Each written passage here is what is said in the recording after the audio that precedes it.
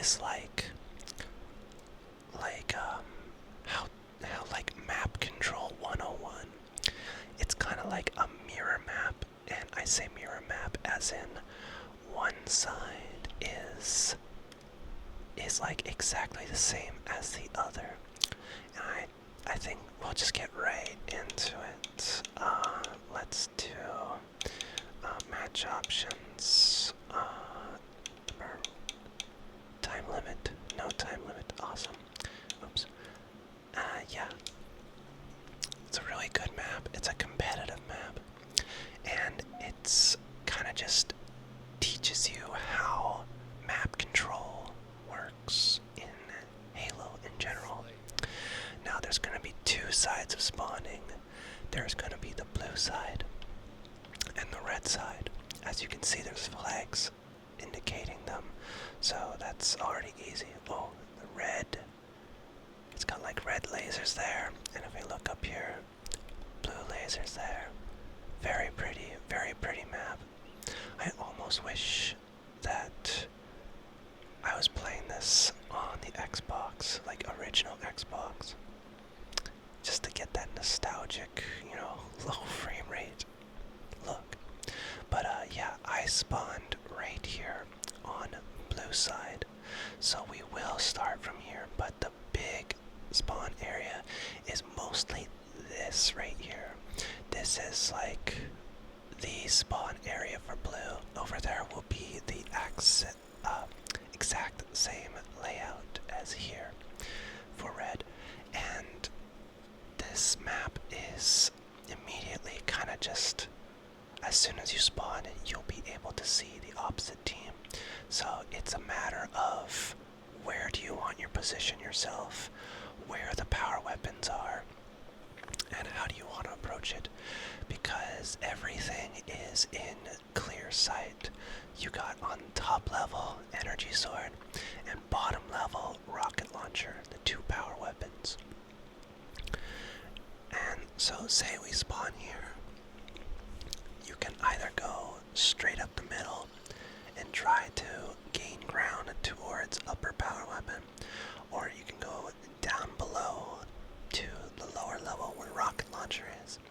Go left, right, or you can take a safer route to the left, and this is going to be the same as the other side. Now let's say we want it to be, I wouldn't say necessarily smarter, but maybe more safer. So we are going to start this off by going to the left, taking the left hallway path right here, because hallways in this game, close hallways like this, is usually dangerous in Halo 2 and other Halo games. We'll get back to that in a moment. This hallway spawns two plasma grenades. Same with the other side. So what you see here, over here on this platform spawns two plasma grenades and two frag grenades. On the other side, it's going to be the exact same. On their left side is plasma, on the right side is frag grenades. Let's continue our journey. We pick up plasma grenades, and we come to this little crossroad here. So now we got a different angle of the map. As you can see, you have a perfect straight line towards the energy sword, which the opposite team will also have. Now, the basic Slayer options in Halo 2 spawns you with SMG. Later in multiplayer, it becomes more common, especially matchmaking, and competitive play, everyone spawns with a battle rifle, which changes the gameplay drastically. Suddenly, it goes from a close quarter shooter to more of a long range. So this is not a very ideal. This power weapon here, since it's a melee weapon and out in the open, you're going to want to get full map control. So from this angle, you'll be able to see the opposite team and where they had positioned themselves. Say they copied us and they'd be down over there, you'd be shooting at them with the battle rifle. Anyways, for weapons, we got right here is another medium range weapon, Sentinel Beam. it's not bad. I feel like a lot of the Halo 2 weapons that are not like precision and whatnot are kind of, I don't know, they're kind of more like novelty. No one is picking up the Sentinel beam and expecting kills from it, but it's a fun gun nonetheless. And they place it here because in this situation, minus the straight path, you got close quarters. So if you're sneaking up on this side, here's a close quarter weapon, you got this close quarter combat scenario. Same with this ramp here. This weapon would be pretty good in this situation because it's just one path and there's no strafing. So from here, yes, we can go straight through middle, we can go left or right on the upper platforms, or we can go down the ramp, the hallways, to the lower part of the map. And we're going to do that. We're just going to naturally circle around the map. Now, in these hallways, we have a shotgun. The shotgun is definitely a huge downgrade from Halo 1, but nonetheless, it's still pretty good. And yes, in this spot right here, in a hallway like this, very effective, especially when another player comes around the corner. That being said, hallways like this and hallways like that are very dangerous in Halo 1, and especially in Halo 2, because of the amount of grenades people can stockpile in their inventory. So we're going to come down here. So, say, like, for an example, you're in the middle of the hallway, like, look how much the grenades bounce. It's very easy to just corner people in close combat situations. Now we're down in the lower section here. This is another respawn area with, for when, you go down and you respawn. And you have a choice to go up through the middle. There's kind of a lot of choices here. Being down in the bottom is kind of dangerous, because what I said in the beginning about map control, you tend to want the upper platform areas so you can circle around the map, and when you have your players spread out, you can kind of decide where. You don't really decide, but like it forces the opposite team to spawn in areas that you're not. So if you have a player on that side of the map, that side of the map, and that side of the map on your team, and minus us right here, chances are the enemy team is going to spawn on this side of the map. So we are not going to go up the middle yet. Instead, we're going to continue going down this hallway. In this hallway, we have more frag grenades, kind of telling you that, yes, frag grenades are for sections like this. Very dangerous. And we have a magnum. I usually just call it a pistol because it doesn't feel like a magnum in this game. And this is a dual-wielding weapon. Say if we had the SMG with us and we only spawn with SMG, it's a nice placement in the middle of the hallway, so when you're passing by the gun, you can just pick it up. So you have an extra precision weapon in your hand. So potentially the Magnum in this game is mostly, it's not good for taking out shields. Usually it's just for an offhand weapon to have to get a headshot on someone once their shields are gone. But speaking of precision, we're gonna get rid of that and get rid of this and take the battle rifle. I like the placement of the battle rifle in this map because it's on the lower section. So if the battle rifle spawned on the upper section, which I think there's a battle rifle somewhere on the upper section, I can't remember, but I do remember it specifically on the lower section. It forces you to come down to the lower section and be more vulnerable to get a precision weapon.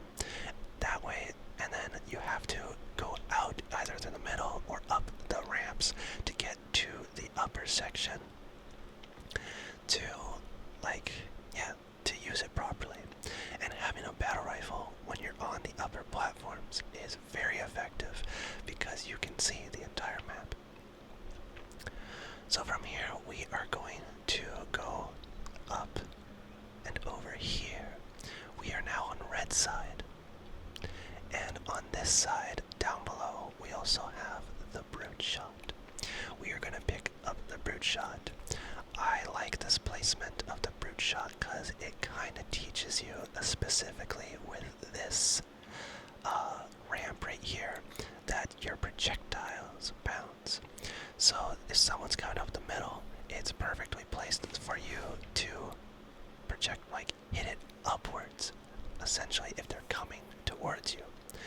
I love the projectiles of the brute shot in this game, because on angles it bounces, as you can see. Oh wait, and when you're on angles, yeah, it bounces, but when you hit it directly on an object, it explodes immediately. And I'm pretty sure it explodes immediately on players as well. Very powerful weapon. And now we are going to walk over here and keep circling till eventually we are on the red side. Oh, and looks like we also have the plasma rifle. So there's a plasma rifle to the right of this, I don't know what I want to call it, entrance to ramp, I guess. Let's just call it the entrance to ramp. Plasma rifle there. And you can see there's going to be a plasma rifle over there, just like the other side. It's completely mirrored for complete balance for competitive play. Plasma rifle is really good. Probably one of the best dual wielding guns in this game because it takes out their shields. Enough said there. And now we are going to go back up the ramp on the red side. See a shotgun here as well. And now we are on the opposite end. It's exactly the same as blue side. So now we are going to decide, now we're going to play out a scenario that we want to go up the middle. So I like how these pillars are placed. You won't be able to see the enemy team right away, so when you go up straight, you have to strafe left or strafe right to see them.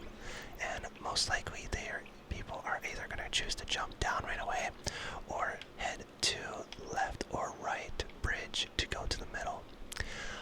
A lot of the times, people tend to just either go, yes, left or right.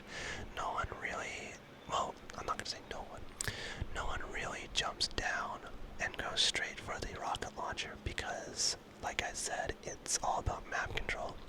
As soon as you get the first initial kills, then you have the safety and the luxury of grabbing the power weapons, in which you can start chaining kills from there. So let's go into the middle. This is where the rocket launcher is. A very, very vulnerable spot. Perfect for, having the most powerful weapon. You can be surrounded by all sides, and because you most likely are spawning on the upper top parts, it's very easy to throw a grenade down in here if you, see someone running for the rocket launcher. Now, there's fast ways of getting up to the top areas. If you're okay with running out into the open, you can go off these grav lifts that immediately take you to the top, upper parts of the map. Very helpful, very useful. And I just want to acknowledge what it's like to have a battle rifle up here. See, imagine like spawning down below or on the other side and you have an SMG. You're not going to be able to take me, the battle rifle player, on very well. You're going to have to hide. And then that gives me full map control, especially if you see a player, you can, close the gap on them very easily when you're up above. So then what you want to do is essentially have, the power weapons or precision weapons and kind of just strafe around the upper areas here. Now when we're on the top, We have two overshields on either side. Wait, overshields? Wait, I can't remember. Is this overshields? Yeah, it's overshields. Very effective, and there's two of them. So it could be balanced. Or, it could also mean a total team wipe of the opposite side. And I know one of the best strategies is just to go up the middle, take a left or right path with your team, and go straight for the overshields. And as if you get the overshields, you're most likely going to win the first initiative fights. And then from there, you're allowed to go down below to grab, your precision weapons, the power weapon, or go straight up the middle, which we are going to do, and grab the energy sword. Another very vulnerable spot, but even though it's very open, energy sword is a very good pocket weapon to have. It's especially if we're gonna pick up the precision weapon again, actually. The battle rifle. See, when you have map control, this is like, then you have the power weapons. What I would do is essentially just be right here, even though I can get flanked. It's easy to have, especially with a sword, you have full map view of everything, a general idea where people are going to spawn. And you have, a pocket sword to just handle whatever comes up from behind. Very good power weapon to have on a map that relies so heavily on having precision weapons, which is really cool. I feel like this map would have been really cool to have a sniper on, but you can't have a sniper on every map. What else am I missing? In the middle here, there's also Needler. Needler is one of the most powerful dual-wielding weapons. See, there's one on this side as well. Oh, it's wide too. This is very powerful. It will take out the enemy very fast. There's a reason why Needler became a, how do I call it? A two-hand weapon in Halo 3, because this was really overpowered. I think they had to nerf it a few times. I think this made them have to nerf the entire dual-wielding system altogether. And, yeah. So let's go off the blue lift this time. But like I said, this map teaches you about map control. So, if we are on this side, and somebody, where am I trying to get at? I think I've already explained it, but yeah, if you kill somebody right here, they're not gonna spawn anywhere near you, and you have a teammate over there, and maybe a teammate over there, and if you kill a player right here, they're not going to spawn usually around over here. The idea is they're going to be spawning the farthest away from you. So then when you kill someone, you have a general idea where they're going to spawn, and you can keep the ball rolling and total party wipeout. It doesn't seem fair, but that is the song and dance of Halo, and Halo's maps altogether. It's all about map control. Yes, there's a lot of skill involved. So if you're able to get your foot in the door of spawning, getting a few kills, getting the proper weapons that you want, the tides can turn easily. 2 kills means everything. Yeah. That's pretty much it. A very good Halo 2 map. Very simple. It just gets to the point. Gets the point across. And it definitely, teaches you, essentially, if you were a new player, how the multiplayer really works. And it's an easy map to memorize, too, when you're playing it for the first time. Not to mention, it's beautiful. Definitely definitely set on, what is it? Oh my god, I hope I don't get this wrong. Zeta Halo? Is it Zeta Halo? Oh my gosh. I literally have like read like all the books. I can't think right now. We got a mountain in the background. The sun beaming down. Truly beautiful. Ooh, I think this would be a good thumbnail. I want the glare.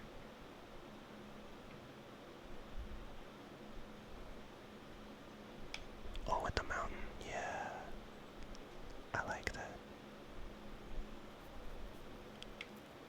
Anyways, thank you so much for watching. I am surprised that a lot of you like these videos. There is something very relaxing and charming about roaming through like empty Halo maps with no one around. I used to do it all the time when I didn't have internet and like didn't have Xbox Live back in the day. I just kind of like roam around, especially in Halo 3. I would just do Forge stuff, and with like just for myself, I would like rearrange everything all the time. If only Halo 2 had Forge back in the day, that would have been amazing. Anyways, thank you so much